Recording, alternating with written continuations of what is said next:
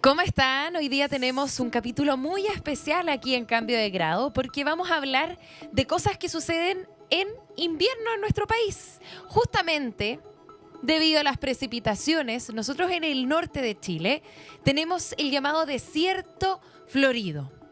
Pero este año, la verdad es que no vimos muchas flores y es por eso que hemos llamado al estudio de Megatiempo a Nicolás García, curador herbario y además académico de la Facultad de Ingeniería Forestal de la Universidad de Chile. Muchas gracias por estar acá con nosotros. Muchas gracias, Macarena, por la invitación. No, gracias a ti por estar aquí sentado para poder explicarle un poquitito a nuestra comunidad qué fue lo que pasó este año, por qué no hemos tenido, bueno, a ver, se registraron algunas flores locales más bien en el desierto de Atacama, pero no como ese campo florido que solemos ver durante los años más lluviosos. Eso Claro. yo me imagino que es porque en realidad mucha lluvia no llegó. Claro, ese fue el tema principal, es que no llovió lo suficiente para que se produjera este fenómeno masivo de floración son los eventos de desierto florido. Sí, bueno, para que pueda suceder eso, nosotros tenemos que tener una lluvia entre 15 milímetros a 30 incluso, que pueda dejar al menos la totalidad de la cantidad de agua caída para justamente que comiencen a florecer distintas especies que este año no vimos mucho. Entonces, preguntarte por una parte, ¿cuáles serían las flores que generalmente nosotros vemos en inviernos un poco más lluviosos?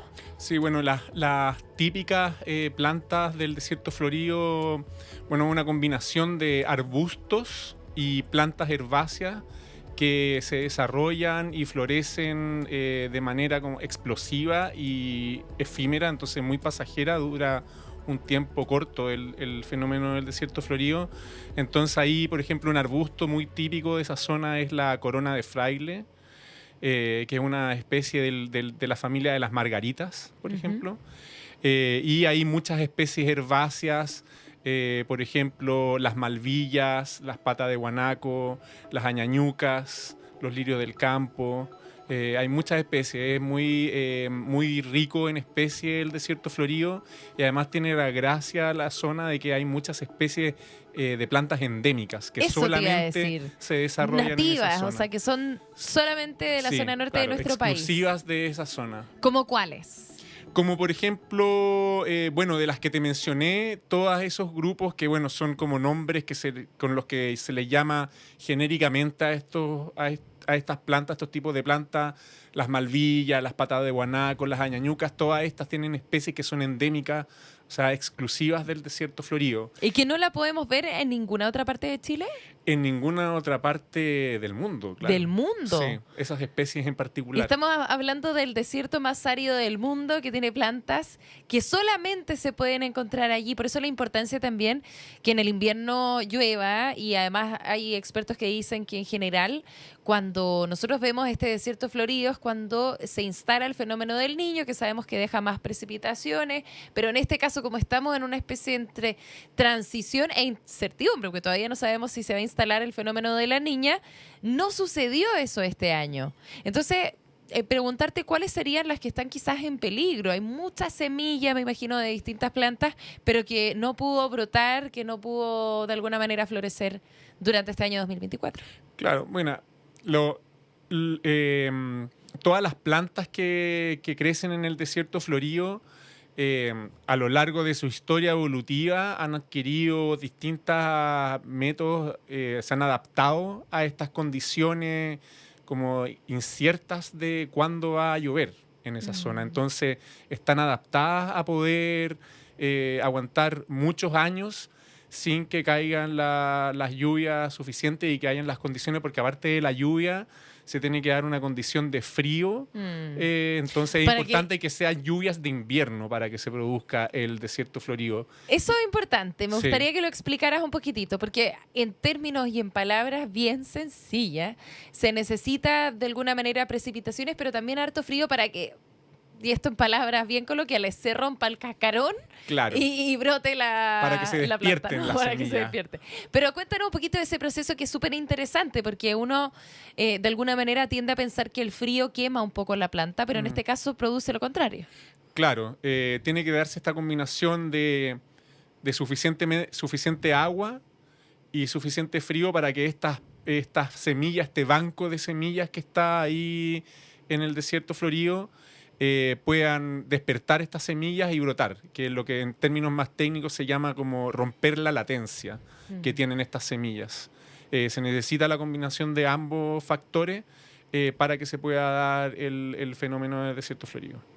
¿Y es común que tengamos frío y lluvias? ¿O en general el desierto florido tenemos que pasar o esperar varios años para que se vuelva a repetir? Porque es algo que no todos los chilenos hemos podido apreciar con nuestros propios ojos. Claro, bueno, no ocurre todos los años, o si no, no sería un fenómeno tan especial.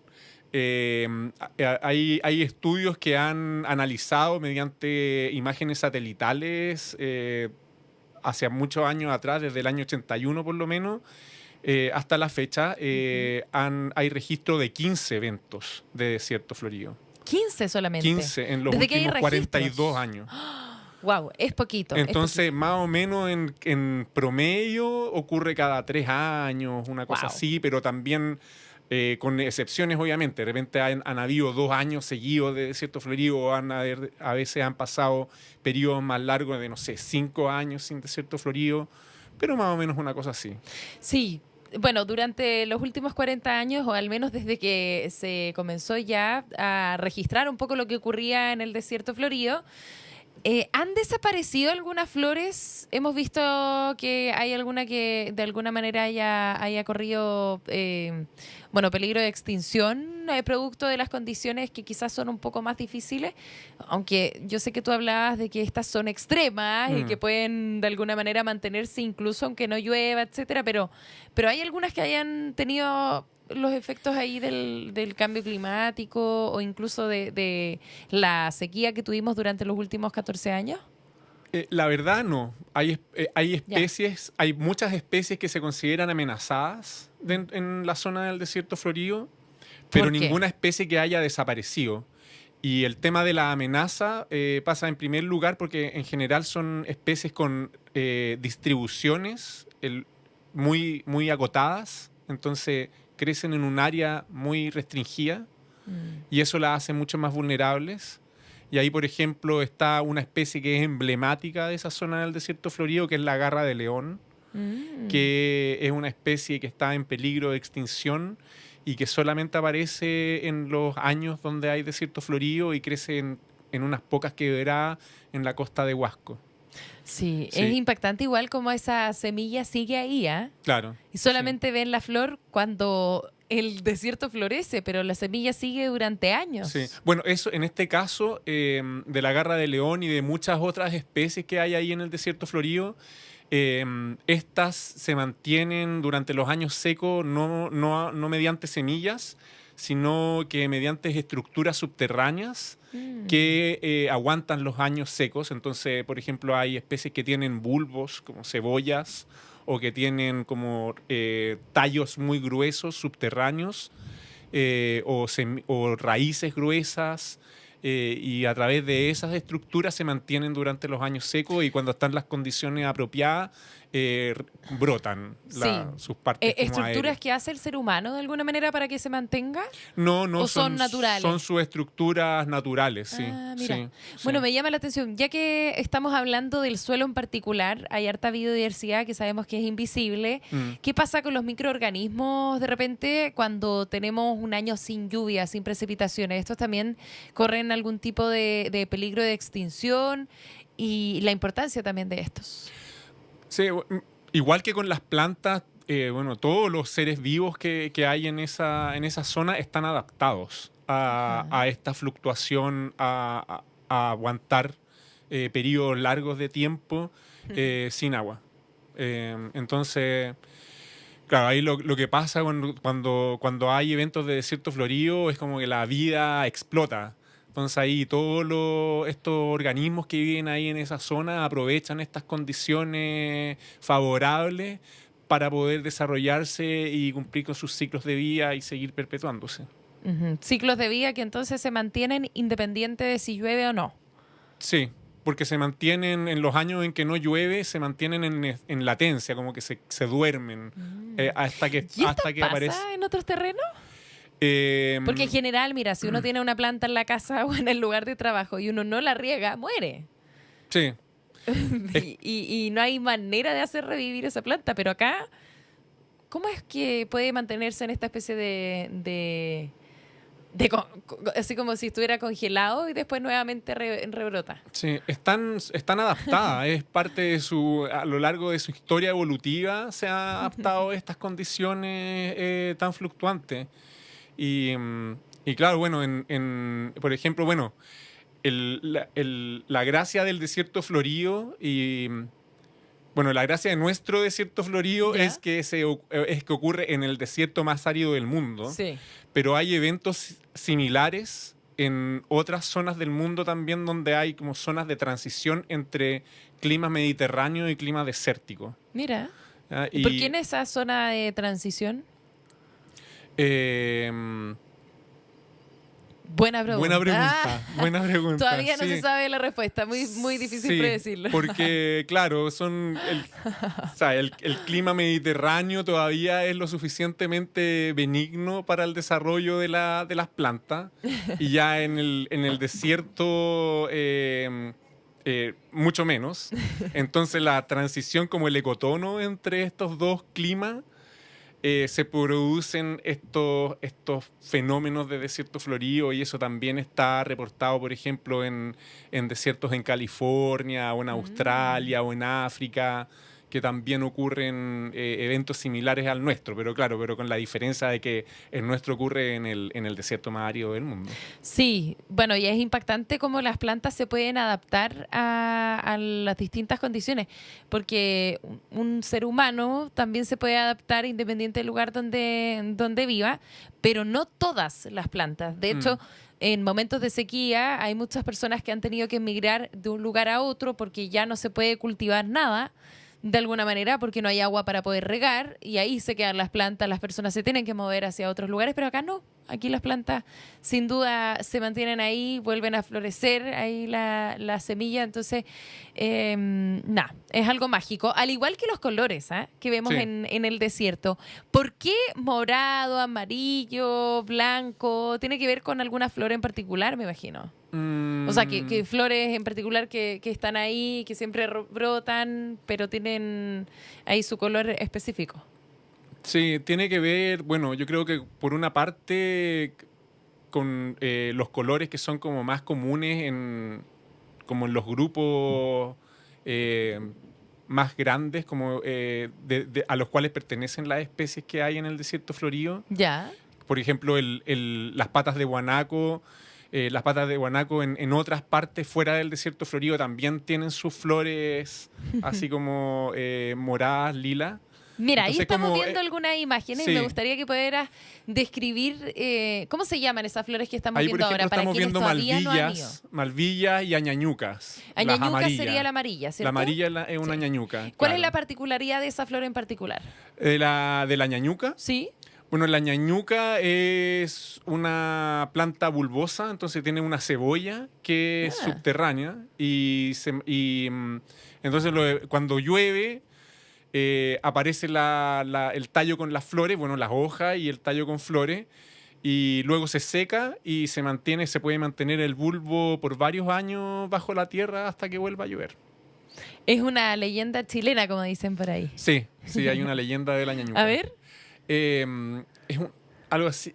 Creo que era una princesa ¿Ya? de nombre Añañuca ¿Ya? y que, bueno, no me acuerdo exactamente. Ella llora por el desierto. Claro, porque su Caminando, amado llora. muere o algo así, que no me acuerdo el detalle de la historia. Tiene que ser culpa de un hombre. Claro, es culpa de un hombre de todas maneras y no me acuerdo en qué circunstancias muere. Pero claro, es como que ella llora por el desierto y se termina transformando en esta flor. Mira, Sí.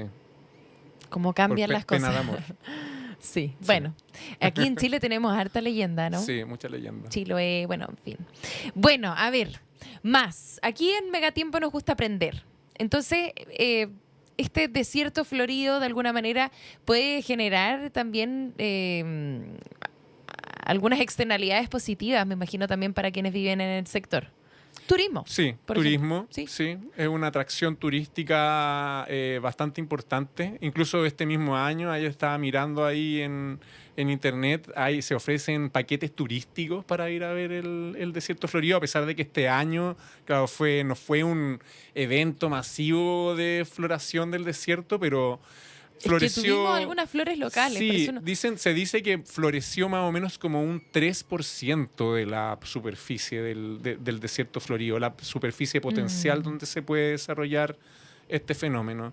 Pero aún así, algunos sectores como Paños Grandes y que igual las agencias de turismo la aprovechan para que la gente las vaya a ver. Claro, lo ideal sería que se vendieran estas excursiones cuando el desierto realmente esté florido y cuando sea este campo de flores.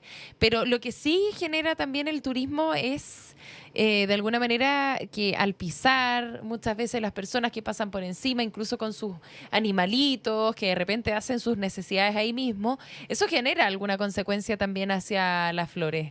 ¿Cuáles serían esos efectos? Claro, bueno, ahí al pisar las flores, al pasar con el vehículo por estos campos floridos, en el fondo lo que se hace es que se cortan los ciclos de vida de las plantas. Entonces, si uno aplasta una flor, dentro de la flor se producen las semillas.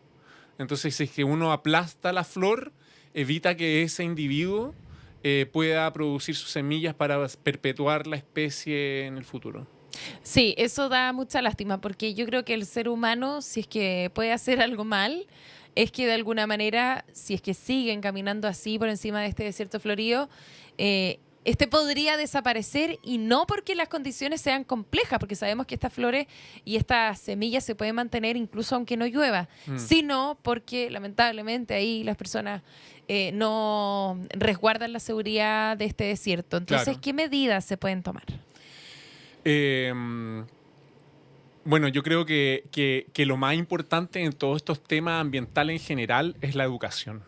La educación, educar a la gente de todos estos temas, no solo con respecto a los ciclos de vida de estas plantas, de la importancia de que las flores puedan terminar de desarrollar sus frutos que contienen las semillas, que son la nueva generación de esa especie.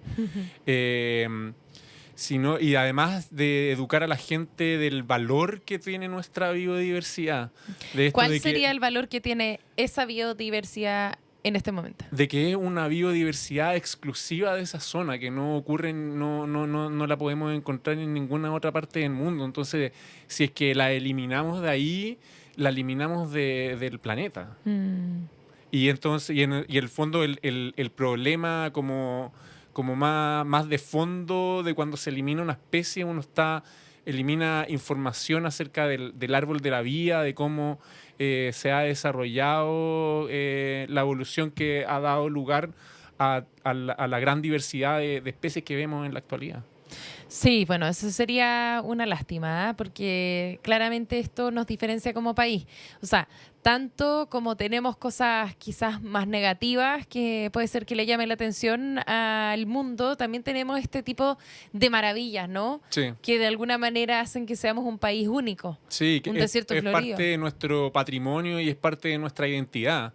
La biodiversidad en Chile en general y sobre todo la diversidad de plantas, la diversidad vegetal, no se caracteriza como en otros países por ser súper mega diversa, pero más bien se caracteriza por su exclusividad. Tenemos Claro. altas tasas de endemismo. O sea, más o menos un 40% de las plantas que crecen en Chile son exclusivas de Chile. Mira, Y esos son valores mucho más altos que cualquiera de los países que hay en Sudamérica. de hecho, eso te iba a preguntar, ¿40% es una cifra alta? Es muy alta. En general, sí. ¿dónde está el promedio? El promedio 15-20%, más o menos. Mira. Sí. O sea, estamos casi cercanos al 50%. Eso quiere decir que la mitad de las plantas que tenemos en Chile prácticamente, bueno, cerca, Más o menos. es nativa, Es endémica. exclusiva, es endémica, sí. claro. Wow, qué Sí. impactante. Es muy, muy exclusiva nuestra flora. ¿Cuál es la diferencia en el cuidado que le hace el ser humano a plantas que están en el desierto más árido del mundo versus las que se encuentran quizás en la zona central, aquí en Santiago? Eh, Claro, las plantas del desierto, como conversamos, están adaptadas a poder pasar periodos largos de tiempo Ujú. eh, sin recibir agua. Mientras que las de Chile Central, bueno, aquí estamos en un clima de tipo mediterráneo. Entonces, bueno, el clima mediterráneo también conlleva una serie de adaptaciones. Las plantas aquí también en Chile Central hay muchas plantas que son anuales, que cumplen su ciclo de vida en un año, pero ahí los bancos de semillas tienen menos tolerancia que los del desierto, entonces igual requieren de que haya cierta agua todos los años para poder... O sea, más cuidado acá, sin duda. Sí, más cuidado. Ahora, sabemos que también la nubosidad baja, que está presente generalmente ahí la Camanchaca, en la zona norte de nuestro país, la mantiene viva, pero hay otro factor que es muy importante cuando hablamos de plantas y son los polinizadores. Y sabemos que durante los últimos años tenemos cada vez un porcentaje menor de esto. Entonces, preguntarte, ¿cómo funciona ya la polinización? Sí, bueno, ahí cuando se produce el fenómeno del desierto florido, junto con las plantas, con las flores, también explotan todos los otros organismos que viven alrededor, ya sea los polinizadores, depredadores de estos polinizadores. Entonces aparecen otros insectos, lagartijas, Mira. mamíferos como zorros, guanacos también que se ven en Claro, en guanaco esa es zona. súper común. Sí. Zorritos también. Zorritos también, sí, Mira. son muy comunes en la zona. Sí, y todo esto, y bueno, y también la parte de lo que hablábamos antes, como de los microorganismos, esta diversidad de bacterias que hay en el suelo y todo, incluso caracoles también aparecen en los años de desierto florido. Entonces hay como Wow. una explosión de vida. Todo el ecosistema, todos los organismos que viven en esa zona aprovechan estas condiciones propicias para poder desarrollarse y cumplir sus ciclos de vida. ¿Hay animales que sean de de la zona norte de nuestro país que se alimenten de estas plantas en particular?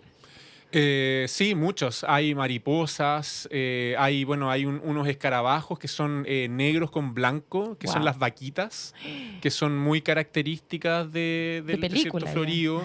Y hay muchas especies, hay especies también endémicas de distintas zonas del desierto. Entonces, sí, está esa diversidad. Bueno, todos estos organismos están, al igual que las plantas, adaptados a estas fluctuaciones en las condiciones. Sí, eso es bueno, ¿ah? Porque al menos teniendo en cuenta que la sequía se ve más presente, se puede decir que hay una zona de nuestro país que no se va a ver tan afectada producto de la escasez hídrica. Estas plantas que sobreviven a condiciones difíciles, ¿se pueden plantar en otros sectores, por ejemplo? Yo creo que potencialmente sí. Sí, ¿Sí? hay algunos viveros que se han especializado en plantas nativas Mira. y algunos de estos propagan especies del desierto florido. Porque así como uno dice, vamos a tener que tener árboles que necesiten menos agua para poder resistir durante los próximos años, considerando el cambio climático, etcétera, también plantas. Sí. Entonces, quizás se podrían replantar en otros lugares y así vamos necesitando menos agua para poder, de nuevo, cultivar y poder tener plantas que sobrevivan al cambio climático. Claro, sí. Bueno, igual como pasa con muchas cosas de nuestra biodiversidad, lo único que falta para eso es mejorar el conocimiento. Entonces, todavía hay como La una ciencia, la brecha tecnología. en cuanto a conocer cómo propagar de manera adecuada todas las distintas especies y cómo mantenerlas también para que puedan vivir. Y bueno, y esto también trae otro beneficio, que es que también el propagar y cultivar plantas nativas en algunos casos también podría tener como beneficios para la conservación de esas especies. Claro, claro. Ustedes, bueno, tú me comentabas que has estudiado bastante, sobre todo las plantas allá del desierto más árido del mundo, y en la Facultad de Ingeniería Forestal que tienen este herbario, ¿tienen algunas de estas plantas? Sí, tenemos en nuestro herbario, bueno, un herbario es como una biblioteca de plantas secas que se guardan como a largo plazo para su estudio científico, y en nuestro herbario... ¿Y se puede seguir investigando aunque esté seca? Sí, se puede, claro. Mira. Sí se puede. Y se puede, incluso en algunos casos se puede extraer ADN de estas muestras, se puede estudiar su morfología. Mira. Estas muestras también nos sirven para poder estudiar la distribución de las distintas especies, su ecología. E incluso lo que necesitan para poder sobrevivir, o sea, pensando en los próximos años, en poder aplicar un poquito más la conservación de las plantas. Claro, etcétera. eso en particular no, eso ya tendríamos que mantener las plantas, que propagarlas, que mantenerlas vivas. Claro, vivas, sí. Y sí, bueno, en nuestro herbario tenemos una buena colección de añañucas, porque yo me he especializado en ese grupo, entonces... Me he encargado de traer esa planta. Me he encargado de mejorar la colección de añañuca del herbario EIF. Bueno, ¿y se puede ingresar al herbario? Sí, claro, bueno, Como la paseo cultural, Universidad de quizás, del fin de Chile semana. es una institución pública, entonces solo basta con que me contacten si es que alguien quiere visitarlo. Ya lo saben, ¿eh? Sí.